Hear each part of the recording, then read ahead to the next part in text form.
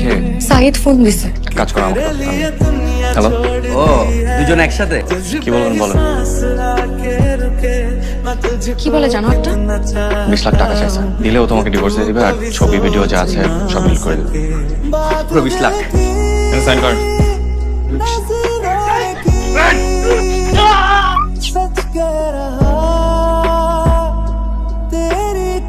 কি বললো doctor? Doctor বললো এখন অবস্থা অনেকটা ভালো। আলহামদুলিল্লাহ। নীলিমার কোনো খোঁজ পেয়েছে? না বাবা, কোনো খোঁজ পাই নাই। আরে রাহুল সাহেব, আরে বসেন। আমরা আজকে একটা প্রতারক দম্পতিকে গ্রেফতার করেছি। আপনি একটু দেখে শনাক্ত করেন তো আপনার অভিযুক্ত আসামিকে। রাহুল সাহেব দেখেন তো, এরা কি আপনার 20 লক্ষ টাকা হাতিয়ে নিয়েছে? না, আমি চিনি না।